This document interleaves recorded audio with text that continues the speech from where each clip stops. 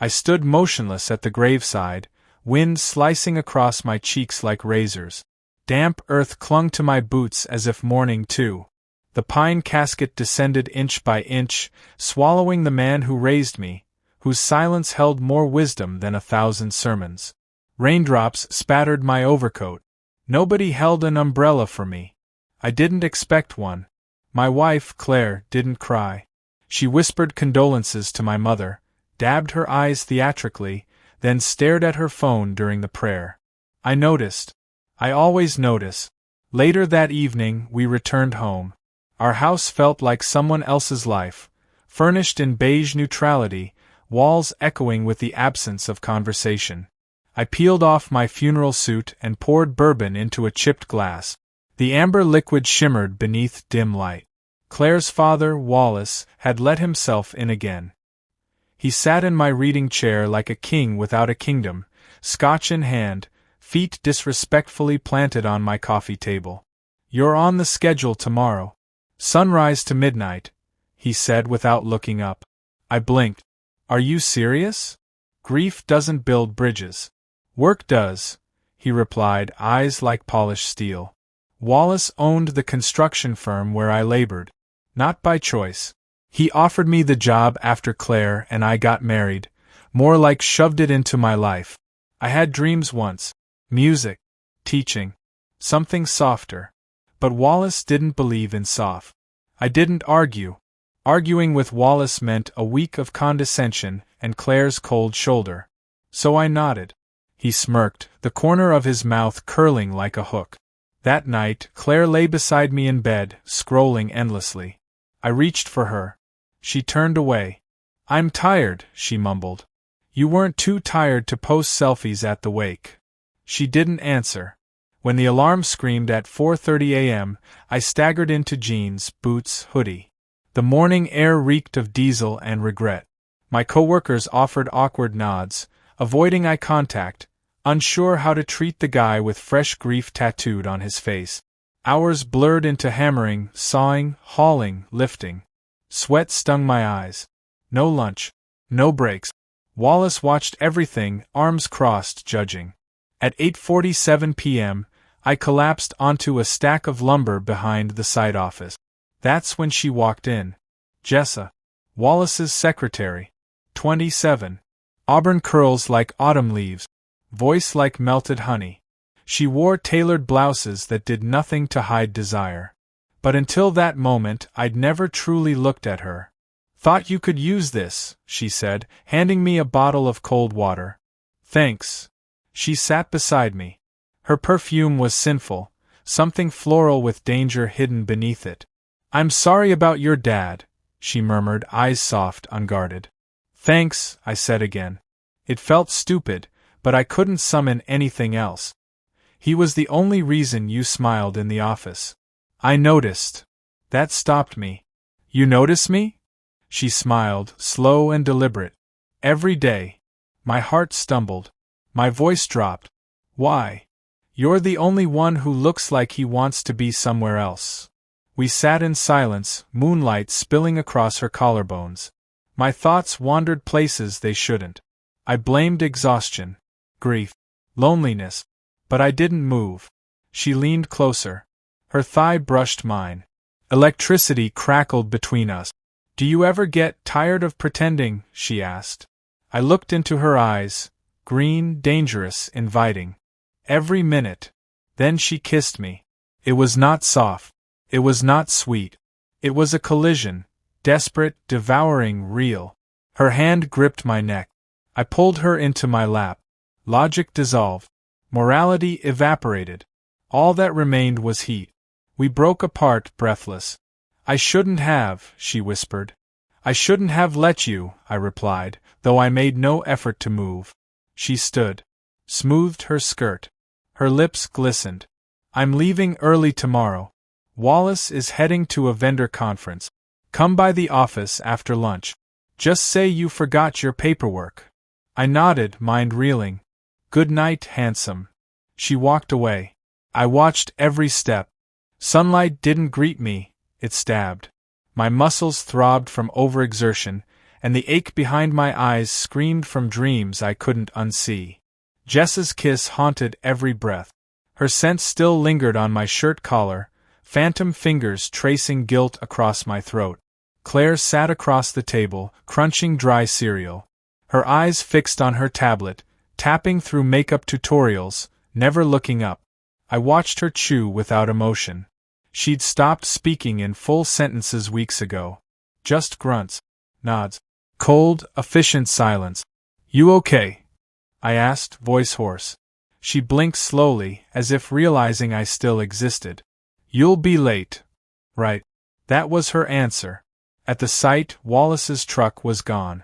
His office blinds shut tight. I knew exactly where he was. Some vendor expo in Phoenix, trying to negotiate steal discounts or intimidate suppliers with cigar breath and ego. His absence made the air breathable. I pushed through my shift in a fog. Mechanical, robotic, concrete pours, steel beams, men cursing over blueprints. But every ticking second dragged me closer to noon. Closer to her. At 12:48, I grabbed an empty clipboard and a random folder, marched toward the main trailer with fake purpose. The crew barely noticed. Nobody questioned anything when you walked fast and carried paperwork. Jessa's door was cracked. Inside, she perched on the desk, legs crossed, red heels swinging gently. Her blouse was softer today, white silk with tiny pearl buttons, none of which seemed designed to stay fastened. "You came," she said, voice like velvet against skin. "I forgot these." I held up the folder, pretending it meant something. She walked over, took the folder without opening it, tossed it aside. "You remembered me. How could I forget?"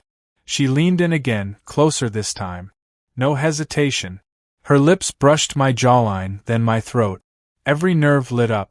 I dropped the clipboard. She guided my hands beneath her blouse, into a world I hadn't touched in years. "I locked the door," she whispered, biting my earlobe. "You've got 20 minutes. We didn't need half that." Her body was fire. Insistent. Wild. She undressed me like she'd done it in her dreams. Her desk creaked beneath us. Somewhere between desperation and madness, I stopped thinking about Claire. I stopped thinking about funerals. I stopped being a husband and started being a man drowning in lust. She pulled me into her faster, fingernails carving my back, lips pressing desperate sounds against my shoulder. There was no romance, only hunger. We devoured each other in that trailer like animals. Afterward, we dressed in silence. My heartbeat slowed, but my mind didn't. She spoke first. "You're not the only married man I've kissed." I looked at her, unsure whether to feel threatened or relieved. "But you're the only one who made me feel like I was the one cheating," she added softly. I buttoned my shirt. This was a mistake. Was it? "I have a wife," she smirked. "And I have a conscience. Sometimes." I opened the door, stepped into blinding daylight. My body buzzed, but my stomach twisted. I kept walking until I reached the south end of the site. There, I climbed the scaffold just to be alone with my guilt. By 4 p.m., the clouds rolled in. Thunder echoed somewhere distant. I welcomed the storm. Back home, Claire was gone. A note on the fridge. "Dinner with Vanessa. Don't wait up. No love, Claire. No heart. Just distance in handwriting." I microwaved leftover spaghetti, then dumped it in the trash untouched. I poured whiskey instead, the bottle rattling against the counter. The bedroom still smelled like her shampoo, but the sheets were cold. I lay there for an hour, maybe 2, staring at the ceiling fan as it whirred like helicopter blades over a battlefield. At 9:27 p.m., my phone buzzed. "Jessa, you taste like pain. I want more." I threw the phone across the room. Then I picked it up. My fingers hovered over the keyboard. I thought about deleting her number, blocking her, calling a priest, something. Instead, I typed, "Me tomorrow. Same time." The dots appeared. "Jessa, don't be late." The following morning, Claire brewed coffee without speaking. Steam rose between us like fog over a battlefield. I reached for a mug. Her hand moved faster, poured her own, and walked off. It was subtle, but loud. I sat alone, sipping bitterness. Work felt heavier. Ladders leaned more dangerously. Machinery groaned louder. My gloves split at the palm, fingers pressed raw against rebar. Wallace returned that afternoon. His voice bellowed across the site before he came into view. He barked at foremen, cursed at delays, then made his way toward me. "Your welds yesterday were crooked," he growled. "You weren't here. I still see everything." I didn't argue. Not because he was right, but because I didn't care. My body was here, but my mind wandered halls that smelled like jasmine and tasted like sin. He stepped closer. "You and Claire fighting? What? You think I don't notice when men start working like ghosts? I built this empire on reading weakness. I'm fine." "You're hollow," he said, eyes narrowing. He walked away, boots thudding with finality. Jessa didn't meet me at lunch. Her trailer was empty, lights off, blinds down. A sticky note sat taped to the inside glass. "Tonight, 8:30, wear black." It wasn't a suggestion. It was a sentence. I left work early. Told them my stomach was turning. Which wasn't a lie. Claire wasn't home when I arrived. A single dinner plate sat on the table, but nothing on it. Just a knife and fork crossed like warning signs. At exactly 8:30, I knocked on apartment 303. Jessa opened wearing a dress stitched from night itself. Thin straps, low back, lipstick deep as blood. Her perfume met me before her smile. "You wore black," she said, stepping aside. "You told me to. Good boy."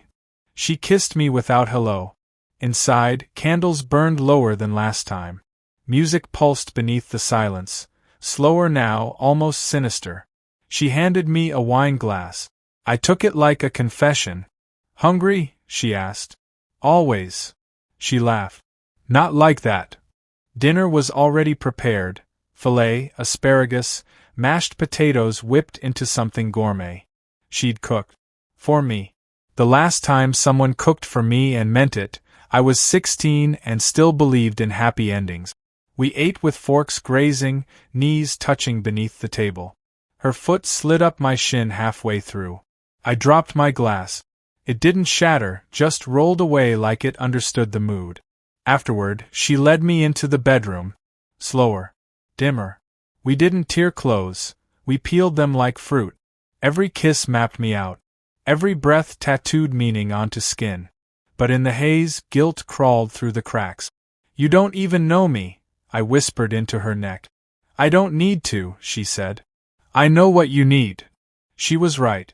Afterward, I lay on my back, eyes tracking the ceiling fan. She curled beside me, head on my chest. "I want to tell you something," she said, voice low. I braced for it. "I wasn't looking for this. But you feel like someone I dreamed about too long ago and forgot." I didn't respond. Couldn't. Instead, I kissed her forehead and said, "I'm not what you think I am." "No one is," she replied, then drifted off. I woke at 4 a.m., heart racing. I slipped from her bed, dressed quietly, and left her sleeping in moonlight. Outside, the sky bled purple, street lamps flickering like secrets about to die. At home, Claire was awake, sitting in the garage again. Same box. Same photo. "You left again," she said without turning. I stood behind her, ashamed. She held the photo up. "You remember this day? Our wedding?" "No. The day before it. You and my father had that talk on the patio. About the job." I remembered. "I begged you not to say yes. I thought it would keep the peace. You gave up who you were." I sat beside her. "I don't want to fix us," she said suddenly. I blinked. "You don't. I want us to stop pretending we're fixable." The air shifted. Her eyes didn't water. Mine almost did. "So that's it?" I asked. She nodded. Then stood. "I'm going to my sister's for a while. I've already packed." "Claire." "No. Don't ruin this with a speech." She kissed my cheek. Soft. Familiar. Not forgiving, just final. She walked away without slamming the door. I didn't go to work. I drove aimlessly. Through neighborhoods we used to walk. Past the diner where we shared first-date pancake. Eventually I stopped near the lake, cut the engine, stared at still water. My phone buzzed. "Jessa, you okay?" I didn't answer. Not yet. That evening, I returned to Jessa's. She opened the door already knowing. Her eyes said it. "She left," I said. "I figured. She's not coming back." She stepped closer, traced my cheek with a nail. "Do you want me to be your replacement, or your restart?" "I don't know." "Then don't lie to me." I nodded. "I'm not a rebound," she added. "Then what are you?" She smiled, sad but seductive. "Your next mistake." The days after Claire left felt like breathing underwater. Possible, but wrong. Her absence didn't echo, it hummed. In every room, on every surface, her toothbrush still in the holder. A single earring beside the sink. The imprint of someone who was never coming back. I stayed at Jessa's more often. It wasn't a decision. It was inertia. Her place became a sanctuary of shadow and comfort, where the world paused between touch and temptation. But not everything paused. Wallace called. "Miss another day and don't bother showing up again," he growled. "I'm dealing with personal things." "I don't give a shit." "You want a grave next to your dad?" "Keep skipping." Click. I stared at the phone. The nerve. The timing. The man had built towers on the backs of grief-stricken men like me. I hated him more than ever. I told Jessa about the call. She lit a cigarette and leaned against the window. "He's always been like that." "Yeah, well, he's about to lose another employee." She blew smoke, lips curling slightly. "You don't quit people like Wallace. They just consume you slower." "Then I'll burn him first." "Careful," she said, eyes flicking toward me. "That kind of fire leaves you alone in the ash." At work the next day, I returned to silence. Nobody looked at me. Nobody asked about my absence. Even the machines seemed quieter. Wallace's office door remained shut. During lunch, I found Jessa on a ladder, clipboard in hand, sunglasses hiding her gaze. "We need to talk," I whispered. "Here?" she said coolly. "I can't do this in secrets anymore." She paused. Climbed down slowly. "Then stop." "What?" "Stop sneaking. Stop running. Tell your truth. Or go back to your cage." I blinked. "You think this, us, is only real if it's hidden. Maybe that's the problem." "I didn't say that."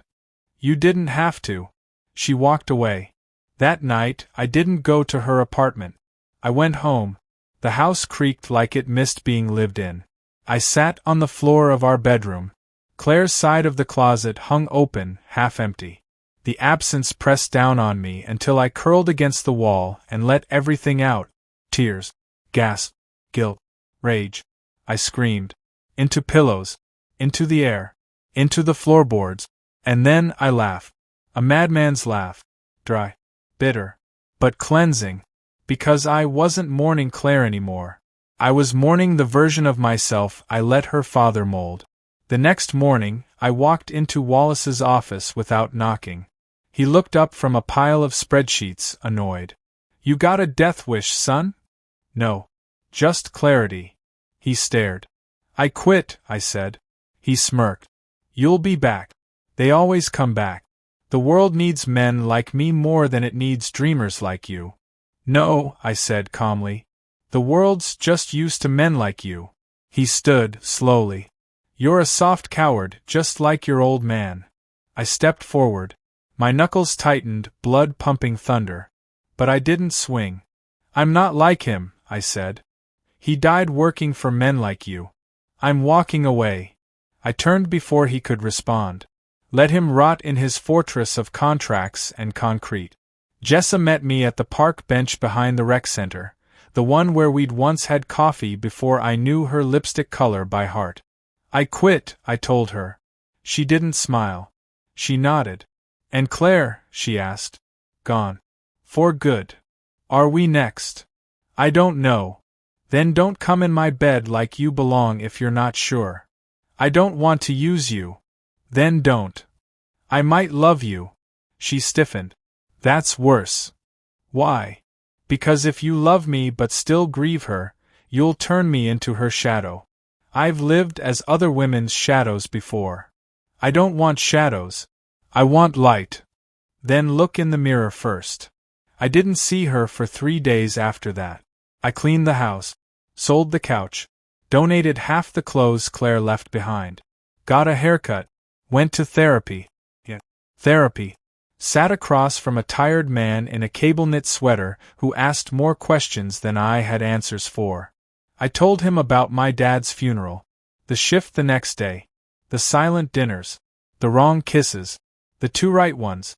He didn't judge. He just listened.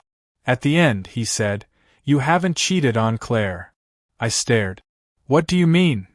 You ended the marriage long before Jessa ever touched you. You just never said it out loud." On the 4th night, I knocked on Jessa's door again. She opened slowly, no makeup, pajamas, tired eyes. "You're late," she said.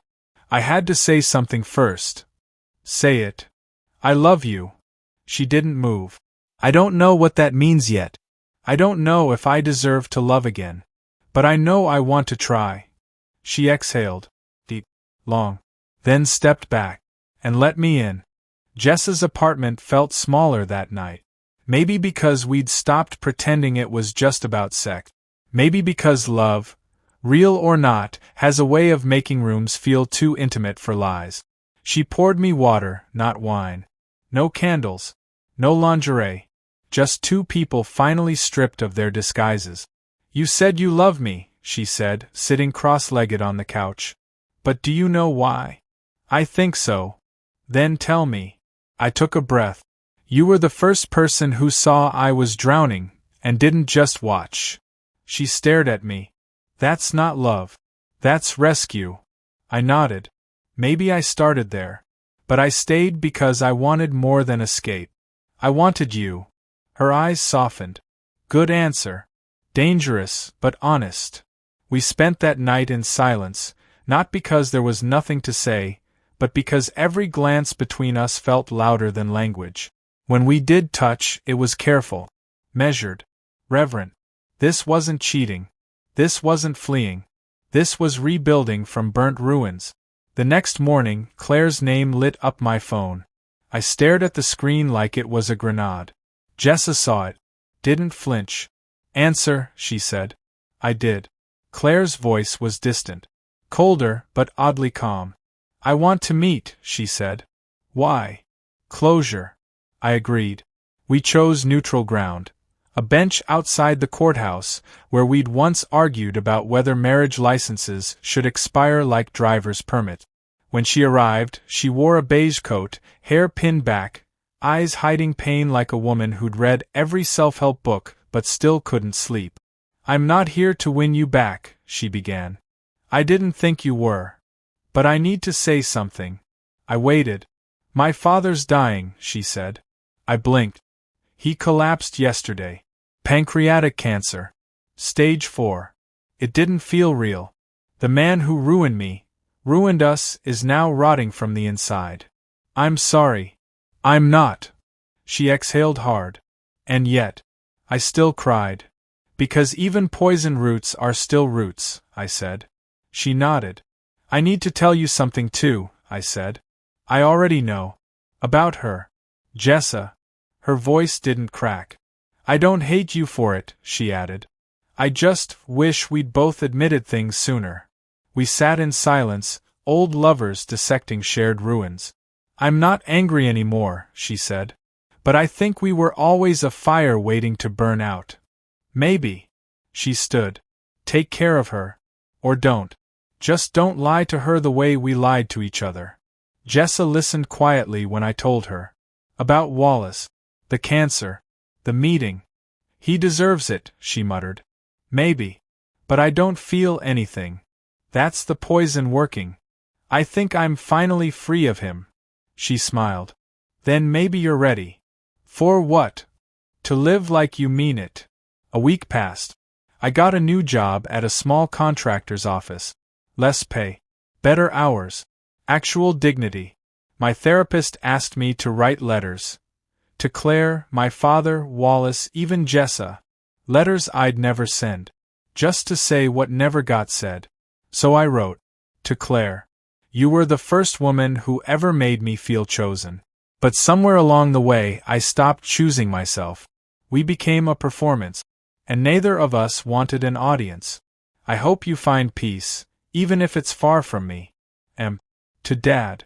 You worked until you died. I thought that was noble.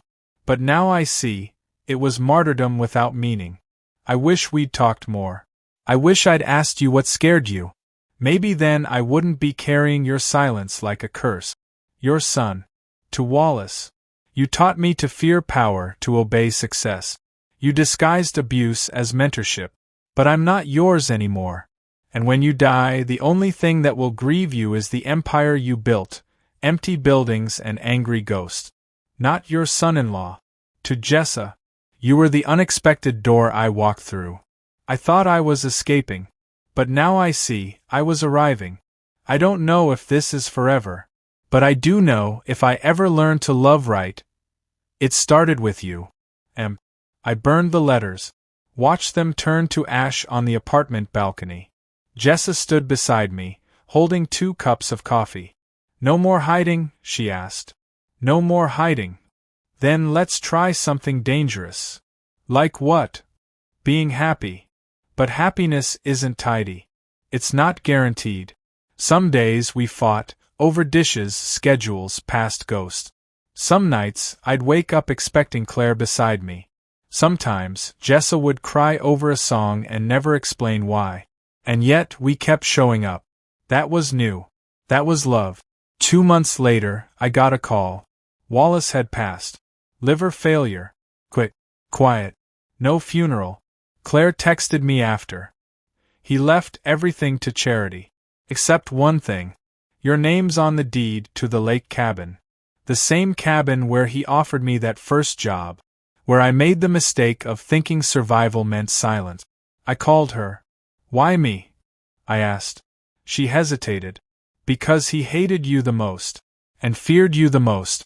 And somewhere, maybe he respected that. I don't want it. Then burn it. I haven't decided yet. I drove to the cabin 3 days after Wallace died. Alone. Jessa offered to come, but I needed solitude. Not for mourning, there was nothing to mourn, but to confront the last place where I gave my soul away for a paycheck. The lake hadn't changed. Still. Quiet. Too perfect. The cabin stood like a ghost of power, logs sealed in arrogance, windows tinted by ego. I hadn't been here in nearly 5 years. The front door creaked when I pushed it open. Inside, dust covered everything. The fireplace was cold. The kitchen still had cans of soup. A photo of Wallace and Claire sat on the mantel. She was smiling. He wasn't. I walked into the bedroom where he once handed me a job contract and said, "You're either in the family or in the dirt." Back then I said yes. Today I said nothing. I opened a window, lit a cigarette, the first one in months. The smoke curled toward the ceiling like a warning. Then I found the drawer. Inside it were receipts, letters, and an old video camera. Curiosity burned brighter than the cigarette. I pressed play. His voice, younger, came through. "Legacy is control," he said on tape. "I don't want to be remembered. I want to be obeyed." I turned it off. Then I opened every drawer, every cupboard, every hiding place. I dragged old documents into the center of the room. Contract, journals, old photos. I emptied the pantry, piled it high. Then I soaked it in lighter fluid. And I waited. The flame started slow, whispered. Then it spoke. Then it screamed. I stood at the edge of the porch, watching the cabin become nothing more than fire and memory. I didn't feel victory. Or relief. I felt release. My phone buzzed. "Jessa, you okay?" "Me, yeah. It's done." "Jessa, come home." "Smell like fire," she said when I walked in. Had to end something. She didn't ask for details. She just pulled me into her arms, forehead against mine. "You hungry?" "Starving." We ate leftover pasta, standing at the kitchen counter, like we always did. Then we danced, barefoot, no music. Just the hum of our hearts remembering they still work. I asked her, "What are we?" She smiled. "We're the people who survived loving the wrong people for the wrong reasons." "I don't want to mess this up." "You will." I laugh. "Thanks. But I'll stay if you stay honest." "I will." "Then mess up all you want. Just don't disappear." Months passed. Spring arrived like an apology for winter. Claire sent me a message in early April. "Met someone. He's boring and kind." "I'm trying boring for once." I smiled. "Good. You deserve boring," I wrote back. She didn't reply. Didn't need to. Jessa took me to meet her mother in May. A quiet woman who worked at a flower shop and wore grief like a second skin. "She used to be wild," Jessa whispered, holding my hand during dinner. "She lost it after my dad left." Her mother asked me if I was serious. "I don't do halfway anymore," I said. She nodded once, then passed me the butter. One night in June, Jessa stood on the balcony, hair blowing wild, eyes lost in moonlight. I joined her. "What are you thinking?" I asked. "That I'm scared." "Of what?" "Of loving you too much. And losing myself again." I nodded. "We'll make room for both of us this time." She looked at me. "I'm not a fixer," she said. "I'm not a savior. I don't need one. I need to build something with someone who doesn't ask me to bleed for it." "I'll bring the wood." She smiled. "I'll bring the matches." We kissed, and this time, it wasn't stolen. It was ours. I didn't believe in second chances before Jessa. Didn't believe in forgiveness before Claire walked away without burning me to the ground. Didn't believe grief ended, until I realized grief isn't a wound. It's a doorway. And some doors only open when the house behind you is finally gone. I wake up now to a different life. Not perfect, but real. Jessa hums while brushing her teeth. I make coffee before the sun rises. Sometimes we argue about groceries or what to watch. Sometimes we make love at noon on a Wednesday. Sometimes I cry when no one's looking. But the difference now? No one asks me to hide it. I carry my father in my silence, Claire in my memory, Wallace in my absence of fear. And Jessa? She's not my reward. She's not my redemption. She's my beginning.